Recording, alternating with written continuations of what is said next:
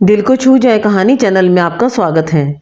आज की वीडियो में हम विक्रम बेताल सीरीज की तीसरी कहानी सुनेंगे, जिसका शीर्षक है बड़ा बलिदान किसका। हर बार की तरह राजा विक्रम फिर बेताल को पेड़ से नीचे उतारता है और पीठ पर लादकर उसे योगी के पास ले जाने के लिए चल देता है। ऐसे में एक बार फिर बेताल राजा विक्रम को बोलने पर विवश करने के लिए एक नई कहानी कहना शुरू करता है।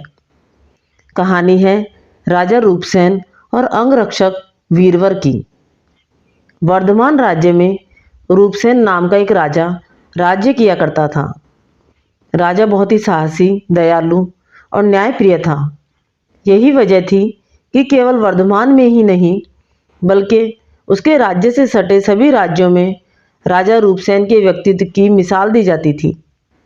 एक दिन रूपसेन के दरबार में वीरवर नाम का एक व्यक्ति आया। जब राजा ने उसके आने की वजह पूछी तो वीरवर बोला, मुझे नौकरी चाहिए और मैं अंगरक्षक के तौर पर आपकी सेवा करना चाहता हूँ।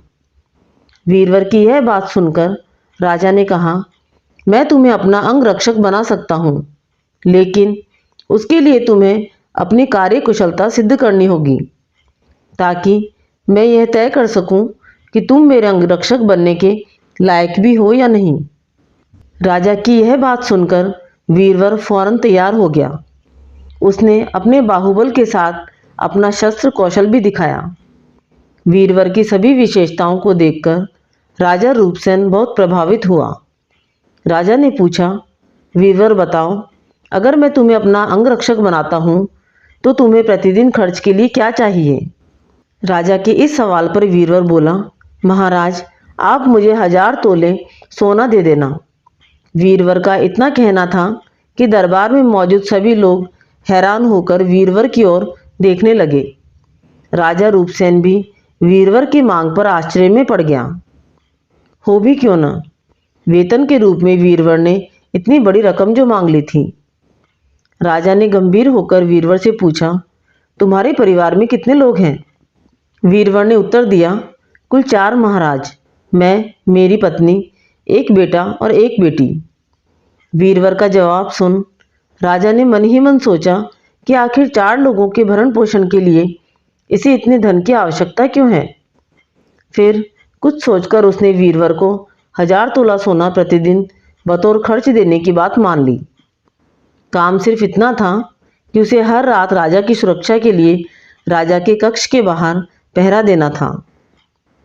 राजा यह जानना चाहता था कि वीरवर इतने धन का क्या करेगा।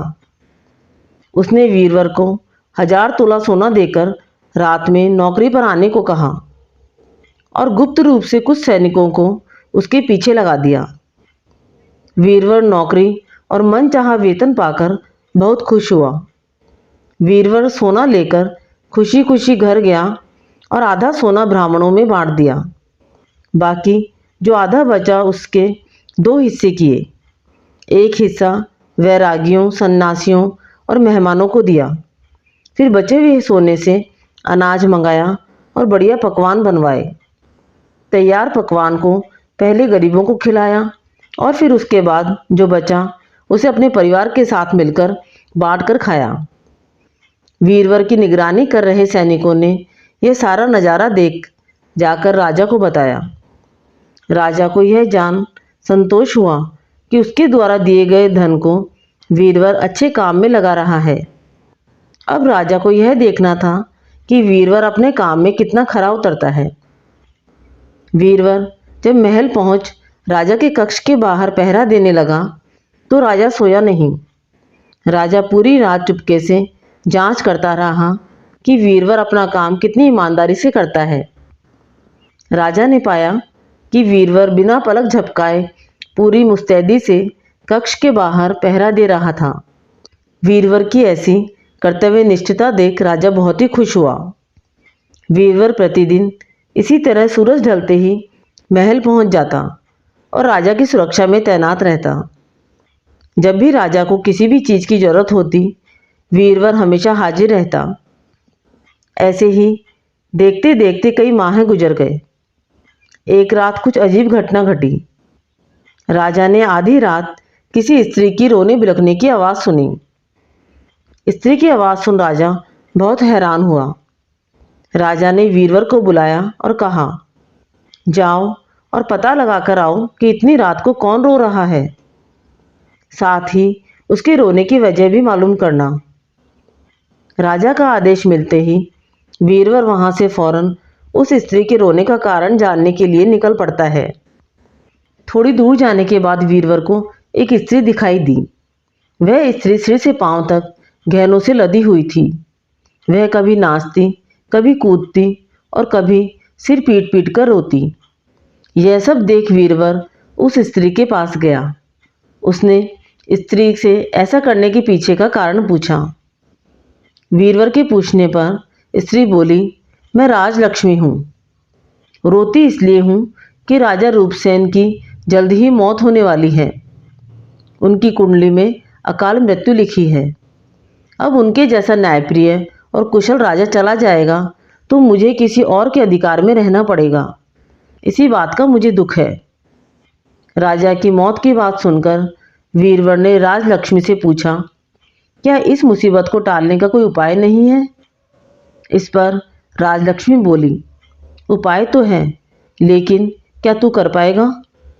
वीरवर बोला, आप मुझे उपाय बताएं। मुझसे जो भी बन पड़ेगा मैं अवश्य करूँगा।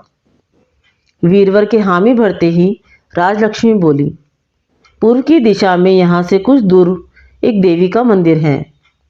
अगर उस मंदिर में तू देवी के चरणों में अपने बेटे की बलि दे देता है तो राजा पर आने वाला संकट टल जाएगा। उसके बाद राजा 100 सालों तक बिना किसी तकलीफ के जीवित रहेगा और राज कर पाएगा।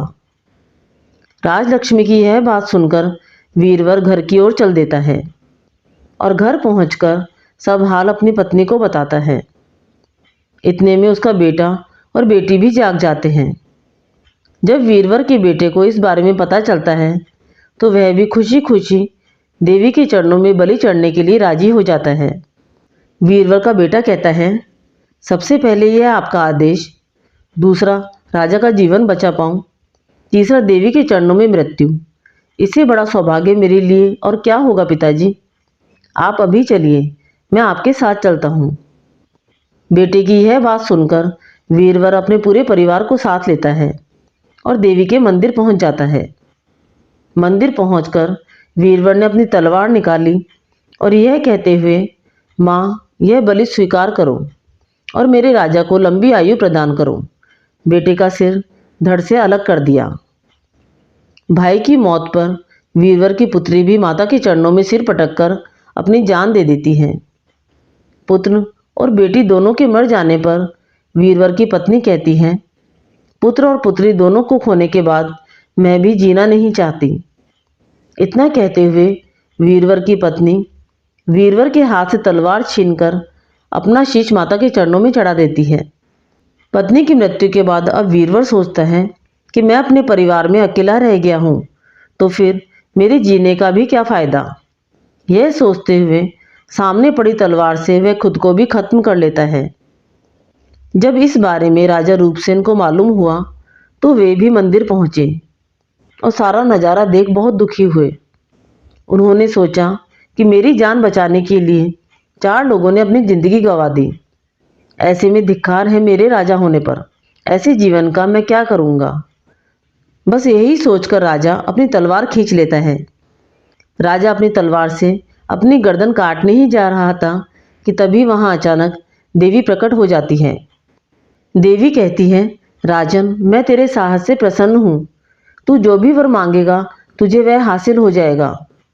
देवी की यह बात सुनकर राजा कहता है, देवी, आप वीरवर और उसके परिवार को जिंदा कर दो। देवी तुरंत वीरवर और उसके पूरे परिवार को दोबारा जिंदा कर देती है। इतना कहकर बेताल बोला, बताओ विक्रम, इन सब में सबसे बड़ा और श्रेष्ठ बलिदान किसका था? विक्रम बोला, बेताल, सबसे बड़ा बलिदान राजा का हुआ। बेताल ने पूछा, वो क्यों? विक्रम बोला, सुनो, पिता की आज्ञा का पालन करना पुत्र का धर्म होता है। वीरबल ने पुत्र का बलिदान राष्ट्रहित में दिया। बहन ने भाई के प्रेम में कुर्बानी दी। माँ ने ममता के वश होकर और बीरबल ने परिवार के मोह में। वहीं अगर राजा अपने सेवक के लिए अपनी जान देने को तैयार हो जाए तो वह बड़ी बात है। इसलिए राजा का बलिदान ही सबसे बड़ा हुआ। विक्रम से यह जवाब पाकर बेताल कहता है, बहुत खूब विक्रम, तूने सही जवाब दिया, लेकिन तू भूल गया, मैंने कहा था कि तू बोला तो मैं चला। इतना कहकर बेताल फिर वहीं पेड़ पर जाकर उल्टा लटक जाता है। इस कहानी से हमें ये सीख मिलती है कि एक सच्चा राजा और नेता वो होता है जो अपनी प्रजा के लिए हमेशा समर्पित रहता है और उसके लिए जान की बाजी भी लगाने को तैयार रहता है।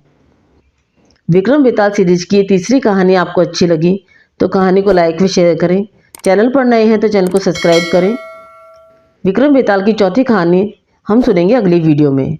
कहानी सुनने के लिए धन्यवाद।